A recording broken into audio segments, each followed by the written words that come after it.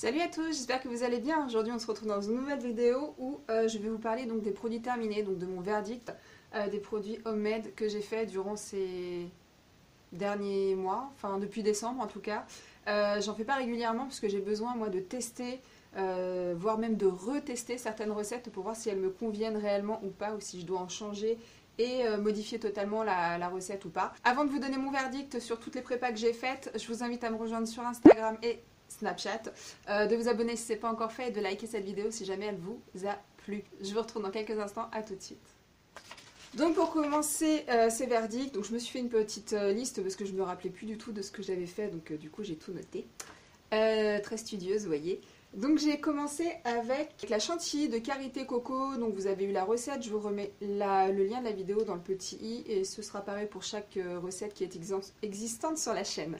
Donc on avait fait cette petite chantilly de Karité de cacao que j'aime beaucoup. L'odeur est très très présente, il faut aimer le sucré. Personnellement je sais qu'elle a une tendance à me finir par m'écœurer. Cependant, je vous l'avais dit, je m'en sers beaucoup pour soigner l'eczéma de mon fils.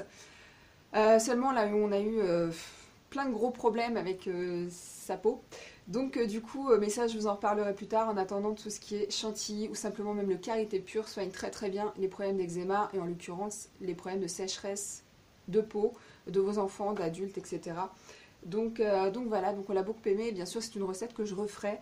Peut-être pas forcément avec les mêmes odeurs parce que là c'est vrai qu'elle est très sucré. Ensuite, vous avez eu la recette en vidéo de la crème pure douceur que j'avais fait pour une amie qui avait des problèmes de peau, notamment de boutons et de problèmes de pigmentation. Vous savez, quand c'est pas tout à fait lisse. Bon, en soi, la peau n'est jamais très lisse, mais là, elle avait plein de petits boutons et des boutons de hormonaux, notamment sur les cuisses, et elle m'avait demandé de faire une petite prépa pour ça. C'est une crème qu'elle a beaucoup aimée, qui l'a beaucoup aidée. Donc du coup je vais aussi lui en refaire et j'avais eu l'occasion de pouvoir la tester une fois ou deux sur mes boutons donc du visage hormonaux et je vous avais parlé de la marque Balance Me il y a quelques temps de ça qui fait partie de mes produits, de mes gros tops et je vous avais dit que j'allais l'acheter donc je vais probablement l'acheter mais cette crème là au niveau des effets qu'elle a eu en tout cas sur mes boutons à moi c'est totalement similaire à cette crème là donc du coup, je me tâte à savoir si je vais racheter cette crème Balance Me ou simplement tester sur un peu plus du long terme cette crème-là que j'avais appelée donc pure douceur. Et voilà, donc je vais la refaire à mon amie et je m'en referai aussi un petit récipient comme ça pour moi pour la tester plus longuement. Ensuite, vous avez eu récemment aussi la crème visage au concombre que j'ai appelée Joli Teint qui était à base d'extrait de concombre, enfin extrait de plantes de concombre et huile végétale de concombre. C'est une crème que j'aime beaucoup, qui est plus, je dirais, enfin si vous avez la peau à tendance mixte à grasse comme moi j'ai la peau mixte, je dirais qu'elle convient davantage le soir que le matin, surtout si vous vous maquillez, puisqu'elle est quand même, elle reste quand même malgré tout assez riche.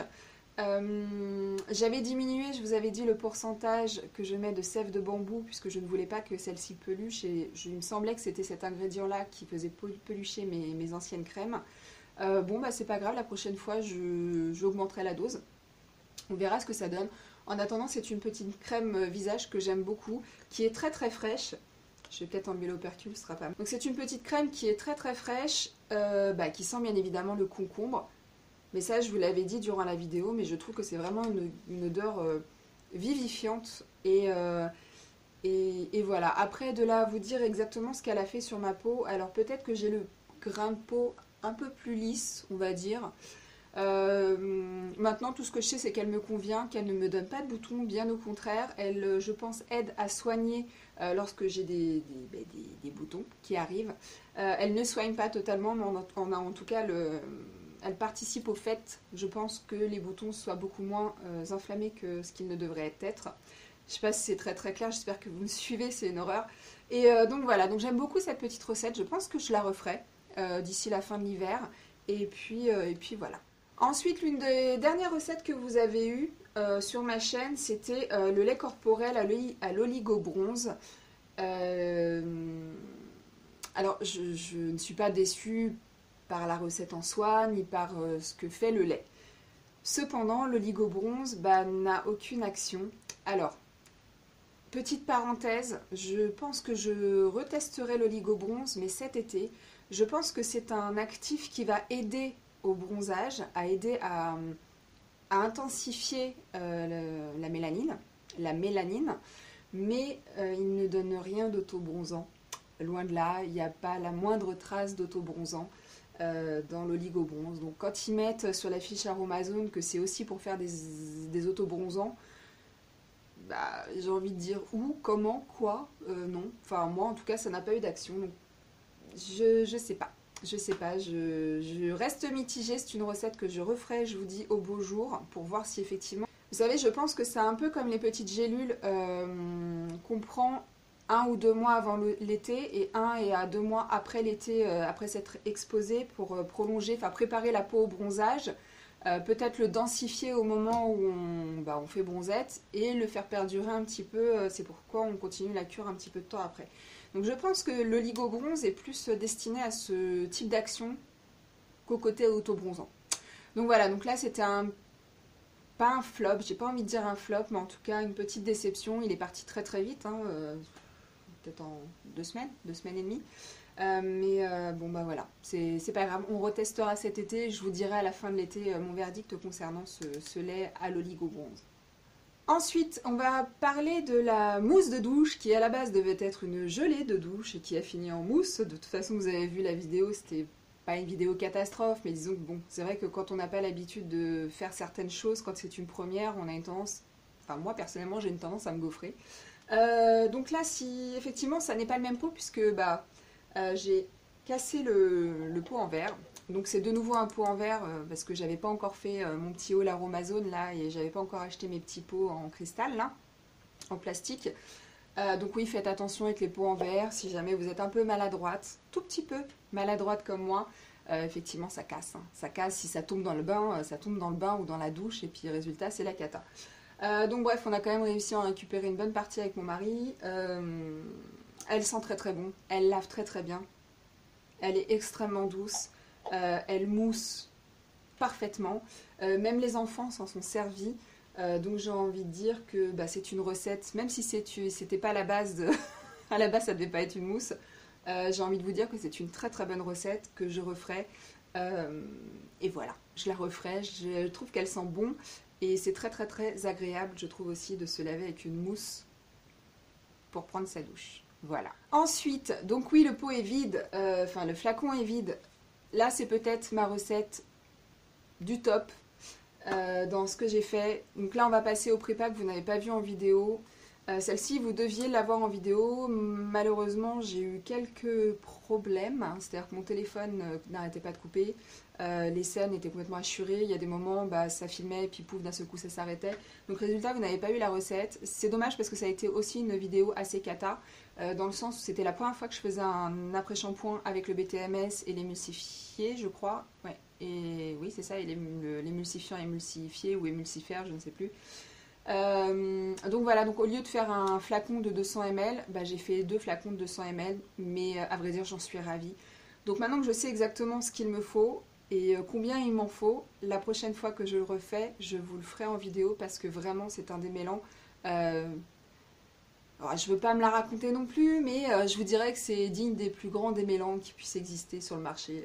En tout cas, il vaut tous les démêlants, voire je parle des meilleurs démêlants qu'on puisse avoir en supermarché. Il les vaut 1000 fois et sans petite merdouille à l'intérieur.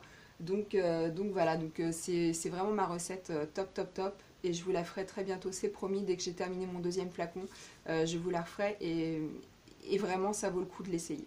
Voilà. Ensuite, malheureusement, je ne retrouve pas la photo et le flacon, c'est ma collègue qui l'a. Je vous avais posté une photo d'une crème pour les mains que j'avais fait pour une collègue de travail à base de poudre de coco. J'avais beaucoup de réticence à utiliser cette poudre parce que je l'avais déjà utilisée, ça avait été un petit peu une catastrophe, du coup je l'avais laissée de côté. Là j'ai voulu la réintégrer parce que c'est une personne qui a la peau noire et qui a la peau extrêmement sèche. Du coup je me suis dit on va tester, ça a un très très bon pouvoir hydratant. Donc voilà, j'ai testé, j'ai adoré parce que j'en avais gardé un tout petit peu qui rentrait plus dans son flacon. Et je crois que c'est peut-être aussi la meilleure crème pour les mains que j'ai pu faire jusqu'à présent. Du coup, je m'en suis refait un flacon, mais là, il est au travail. Donc voilà, donc à l'occasion, si vous le souhaitez, je peux vous refaire une crème pour les mains en vidéo. C'est toujours intéressant de voir ce qu'on peut y mettre et et voir ce que les ingrédients ont comme action sur notre peau, en tout cas selon les saisons. Et donc voilà, donc c'est pareil, c'est une prépa qui est vraiment top. Ensuite, je vous avais posté ceci, donc c'est un bronzage, enfin c'est un lait auto-bronzant à la DHA que j'ai finalement appelé comme l'autre, qui s'appelle donc bronzage soyeux, que j'aime beaucoup. Il est dosé à 8%. Je ne vous en ferai pas la recette puisque j'avais déjà fait, il me semble, une vidéo recette sur un lait auto-bronzant, je crois. Si je ne l'ai jamais fait, je vous le ferai. Mais en tout cas, moi j'aime beaucoup. Il suffit de 2 applications à 2 ou 3 jours d'intervalle. Et sincèrement, on a un joli bronzage sur la peau. Bon, moi, je vous le dis, je vous le répète, je suis extrêmement blanche. Donc ça ne me dérange pas d'être très bronzée. Puisque finalement, même très bronzée, je ne suis pas très bronzée. Mais voilà, donc un auto-bronzant très clean au niveau de la compo. Et qui vaut le coup à refaire toute l'année si on le souhaite. Et qui est sans danger. Donc voilà. Donc on ne va pas s'éterniser dessus. Je vous avais mis également la photo de ce gel de rasage sur Instagram. Pareil, j'en ai pas fait la recette. C'était une nouveauté pour moi puisque je n'en avais encore jamais fait. C'est un gel de rasage qu'on aime beaucoup, qui a été un petit peu utilisé, juste 2 fois là pour l'instant. Mais sincèrement, on aime beaucoup. L'odeur est juste une tuerie. Je ne sais plus exactement ce que j'avais utilisé comme fragrance. Ah bah si, c'était la fragrance Misor, un truc dans le genre. Donc voilà, c'est une fragrance qu'on aime beaucoup. Le gel est juste nickel. Donc voilà, peut-être qu'à l'occasion je vous en ferai une recette parce que c'est toujours bon d'avoir un petit gel sympa à la maison. Et au niveau de la couleur, donc c'est pas un des ingrédients, enfin c'est pas un des actifs que j'ai mis dedans qui donne cette couleur là, c'est simplement du colorant alimentaire. J'ai pris 2 gouttes de colorant alimentaire bleu. Et voilà cette jolie couleur qui rappelle tout à fait ceux du commerce. Donc voilà. Voilà, cette vidéo est terminée. J'espère qu'elle ne va pas durer trop longtemps. Et j'espère aussi qu'elle vous aura plu. J'espère qu'elle vous aura donné des idées de recettes éventuellement pour la maison si jamais vous êtes cosméteuse. Personnellement, moi je m'éclate toujours autant à faire mes homemade. J'espère que les recettes que je vous partage vous plaisent. N'hésitez pas à me demander des recettes si vous avez des idées de recettes. Je sais pas, n'importe quoi, on s'en fout, on verra si je suis capable de les faire ou pas. Et si surtout je m'en sers. Donc voilà, donc n'hésitez pas à partager en dessous dans les commentaires, à liker cette vidéo si jamais elle vous a plu. Et en attendant, je vous fais de gros bisous et je vous dis à très vite dans une prochaine vidéo. Ciao!